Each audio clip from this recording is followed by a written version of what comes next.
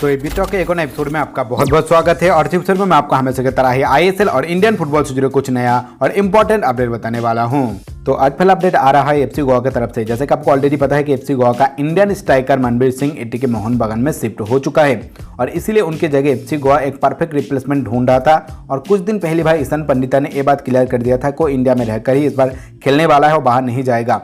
और बहुत सारा खिलाड़ी ने उनके ऊपर इंटरेस्ट दिखाया था, जैसे कि एटीके मोहन बगान, उसके बाद एफसी गोवा भी इस रेस में शामिल था, ईस्ट बंगाल था, जमशेदपुर एफसी था, उसके साथ साथ हैदराबाद एफसी, बेंगलुरु एफसी। लेकिन भाई यहाँ पर जीत हासिल किया है एफसी गोवा ने मनबीर सिंह का परफेक्ट रिप्लेसमेंट ढूंढ लिया है ईशान पंडिता के रूप में। ईशान पंडिता के साथ एफसी गोवा ने 1 साल का डील साइन किया है। ईशान पंडिता का जितना भी भाई पर्सनल टर्म्स था उन सभी पर एफसी गोवा के मैनेजमेंट ने एग्री कर लिया है। और साथ साथ इनके कॉन्ट्रैक्ट में एक एक्सटेंशन का ऑप्शन भी है। अगर गोवा चाहता है तो ईशान पंडिता को फिर से रिटर्न कर सकता है नेक्स्ट सीजन के लिए। आईसीसी सीजन 7 तक तो जुड़ा रहेगा, यानी कि 1 साल तो जुड़ा रहेगा, उसके बाद भी एक्सटेंशन करने का एक ऑप्शन है उनके कॉन्ट्रैक्ट में। इसके बाद नेक्स्ट अपडेट आ रहा है संदेश झिंगन को लेकर। तो भाई संदेश झिंगन एटीके मोहन बगान में ऑफिशियल हो चुका है, आपको ऑलरेडी पता है। और संदेश झिंगन पहुंच चुका है गोवा आईएसएल सीजन 7 खेलने के लिए। एटीके मोहन बगान का जितना भी इंडियन खिलाड़ी था ऑलरेडी तो पहुंच चुका था गोवा में, और संदेश झिंगन भी भाई पहुंच चुका है। वो अभी अपने आप को आइसोलेशन में डाल देगा, उसके बाद क्वारंटाइन पूरा करके संदेश झिंगन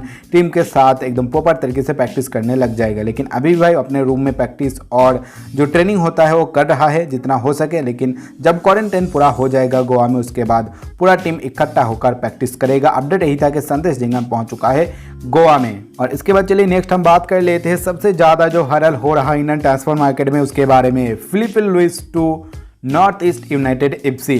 तो भाई माजरा फैला हुआ है। नॉर्थ यूनाइटेड एफसी का जो हेड कोच है जेरार्ड नूस, उन्होंने बहुत ही ज़्यादा इंटरेस्ट दिखाया है फिलिप लुइस के ऊपर। और अभी वो नॉर्थ यूनाइटेड एफसी के जो मैनेजमेंट है उनके साथ बातचीत कर रहा है, उनको कन्विंस कर रहा है कि फिलिप लुइस को एज ए मार्क्यू खिलाड़ी उनकी टीम में शामिल किया जाए तो उनके डिफेंस को और भी ज़्यादा मजबूती दे सकता है। तो जैसे कि आप लोगों को ऑलरेडी पता है कि फिलिप लुइस कौन है, ज़्यादा कुछ मुझे बताने की ज़रूरत नहीं है, फिर भी मैं आपको एक बार बता देता हूँ। फिलिप लुइस भाई ब्राज़ील से बिलोंग करता है, उम्र 35 साल, लेफ्ट बैक इनका मेन पोजीशन है। और इससे पहले एथलेटिको मैड्रिड और चेल्सी जैसी टीमों के साथ इन्होंने काम किया है, यानी कि खेला है।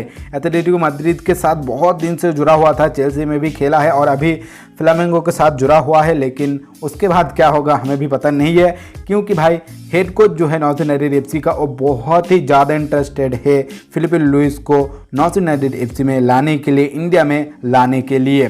तो अभी बात यहाँ पर ही अटका हुआ है कि भाई नॉर्थ यूनाइटेड एफसी का मैनेजमेंट क्या मानेगा, क्योंकि उनका जो मार्केट वैल्यू है वो लगभग भाई 16 करोड़ है और अभी जो उनका सैलरी है वो लगभग 12 करोड़ के आसपास है। तो इतना बड़ा रकम एक डिफेंडर के ऊपर क्या नॉर्थ यूनाइटेड एफसी का मैनेजमेंट इन्वेस्ट करेगा। और आपको ऑलरेडी पता है कि नॉर्थ यूनाइटेड एफसी का जो फाइनेंशियल प्रॉब्लम है भाई बहुत ही ज़्यादा है बाकी टीमों के तुलना में। यहाँ पर अगर मुंबई सिटी होता या एटीके मोहन बगान होता तो मुझे लग रहा है कि हाँ थोड़ा बहुत चांस होता। वो तो भाई फाइनेंशियली बहुत ही ज़्यादा स्ट्रांग है नॉर्थ यूनाइटेड एफसी की तुलना में, लेकिन नॉर्थ यूनाइटेड एफसी उतना ज़्यादा फाइनेंशियली स्ट्रांग नहीं है। लेकिन फिर भी भाई इससे पहले उन्होंने काम किया है ऐसा, और अगर ठीक ठाक मना पाता है head coach north United FC के मैनेजमेंट को तो शायद फिलिप लुइस आपको नॉर्थ यूनाइटेड एफसी की टीम में दिखाई दे सकता है। यहाँ पर मैं आपको फुल्ली इम्पॉसिबल नहीं कहूँगा, लेकिन 25% चांस ऐसा मैं आपको कह सकता हूँ। यहाँ पर 50% चांस भी नहीं है। चलिए देखते कि क्या होता है आगे। अगर ऐसा हो जाता है तो भाई बहुत ही ज़्यादा एक क्या कहूँ मैं आपको इम्पॉसिबल चीज़ को पॉसिबल करने वाला बात हो जाएगा। आप लोग क्या सोच रखते हो इस चीज़ के बारे में मुझे कमेंट जरूर कीजिए। इसके बाद नेक्स्ट अपडेट आ रहा है ईस्ट बंगाल की तरफ से। जैसे कि भाई आज ईस्ट बंगाल का एक मीटिंग था शायद, और इस मीटिंग में सब कुछ फिक्स किया जाएगा। उनका हेड कोच कौन है वो तो आज डिसाइड हो ही जाएगा एकदम कन्फर्मली, और शायद कल हमें ऑफिशियल अनाउंसमेंट भी सुनने को मिल जाए ईस्ट बंगाल की तरफ से कि कौन बना है उनका हेड कोच। मुझे तो सबसे ज़्यादा रॉबी का ही लग रहा है, इससे पहले मैंने आपको कल की वीडियो में बताया था। और यहाँ पर 2 विदेशी खिलाड़ी को लेकर भाई रिमर्स निकल के आया है, चलिए मैं आपको बता देता हूँ, जो कि ईस्ट बंगाल में शिफ्ट हो सकता है। तो पहला खिलाड़ी है स्कॉट नेविल्ले, जो कि ऑस्ट्रेलिया से बिलोंग करता है, उम्र 31 साल, 31 ईयर्स ओल्ड, और इनका मेन पोजीशन है राइट बैक। इन्होंने इससे पहले ए लीग के पार्थगुलोडी, न्यूकास्टल जेट्स और ब्रिस्बेन रोड की तरफ से खेला है। और यहाँ पर भाई रॉबी का कनेक्शन हमें दिखाई दे रहा है, क्योंकि रॉबी लास्ट टाइम मैनेज किया था ब्रिस्बेन रोड को, और ब्रिस्बेन रोड में तब स्कॉट नेविल्ले मौजूद था, और इसीलिए उस कनेक्शन को दिखाते हुए भाई यहाँ पर ये रूमर्स निकल के आया है कि रॉबी ईस्ट बंगाल का हेड कोच बनने जा रहा है, और इसीलिए स्कॉट नेविल्ले को साइन कर सकता है ब्रिस्बेन रोड से ईस्ट बंगाल में। तो चलिए देखते हैं कि आगे चलकर क्या अपडेट आता है इसको लेकर। अगर कुछ भी नया आता है तो मैं आपको जरूर इन्फॉर्म करूंगा। और इसके बाद दूसरा खिलाड़ी है एंटोनी क्रिस्टोफर स्टोक्स, जो कि आयरलैंड से बिलोंग करता है। उम्र है 32 साल, 32 ईयर्स ओल्ड। इनका मेन पोजीशन है सेंटर फॉरवर्ड, यानी कि एज ए स्ट्राइकर ये खेलता है। और इसके बाद इनके अगर क्लब करियर देखा जाए तो भाई इनका क्लब करियर बहुत ही शानदार रहा है। बहुत सारा क्लबों की तरफ से इन्होंने खेला है। अच्छा खासा एक्सपीरियंस खिलाड़ी है जो कि ईस्ट बंगाल को शायद मदद कर सकता है। सबसे पहले इन्होंने भाई आर्सेनल की तरफ से खेला था एकदम अपने यूथ में, तब उनको उतना ज़्यादा मौका नहीं मिला था, लेकिन आर्सेनल के साथ वो जुड़ा हुआ था। उसके बाद सुंदरलैंड, क्रिस्टल पैलेस और उसके बाद सेल्टिक एफसी की तरफ से भी इन्होंने खेला है, जो कि स्कॉटलैंड का एक बहुत ही बड़ा क्लब है। उसके बाद Blackburn Rovers, last time Livingston FC की तरफ से खेल रहा था, जो कि स्कॉटलैंड का ही क्लब है। और उसके बाद अगर सब कुछ ठीक ठाक रहा तो ईस्ट बंगाल में शिफ्ट हो सकता है। और नेशनल टीम को भी इन्होंने रिप्रेजेंट किया है। रिपब्लिक ऑफ आयरलैंड के अंडर 21 बी टीम की तरफ से खेला है, मेन टीम की तरफ से भी खेला है। तो मेरे हिसाब से एक बहुत ही उम्दा और एक्सपीरियंस खिलाड़ी है। अगर ईस्ट बंगाल उनको साइन करता है तो उतना ज़्यादा लॉस उनको नहीं होगा। और अब चलिए हम बात कर लेते हैं एक बहुत ही वाइटल टॉपिक के ऊपर। भाई ईस्ट बंगाल का नाम शायद चेंज हो सकता है, ऐसा रूमर्स हमें सुनाई दिया है। तो भाई ईस्ट बंगाल का इन्वेस्टर है श्री सीमेंट, इसीलिए ईस्ट बंगाल का नाम इस बार शायद एससी ईस्ट बंगाल हो सकता है। श्री सीमेंट ईस्ट बंगाल, ऐसा ही हमें सुनाई दिया है, लेकिन अभी तक भाई कुछ भी कंफर्म नहीं है, सिर्फ रूमर्स निकल के आया है। मैंने सोचा कि आपको अपडेट बता देना चाहिए, आगे चलकर कुछ भी हो सकता है। आपको भाई पता है कि इससे पहले जब क्वेस था तब क्वेस ईस्ट बंगाल नाम हुआ था, और अब भाई ईस्ट बंगाल का नाम शायद एससी ईस्ट बंगाल हो सकता है।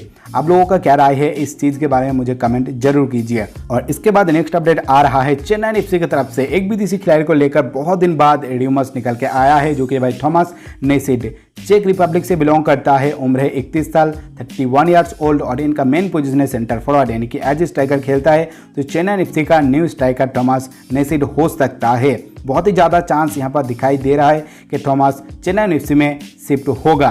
तो चलिए देखते हैं कि आगे चलकर क्या अपडेट आता है चेन्नई एफसी के तरफ से थॉमस को लेकर।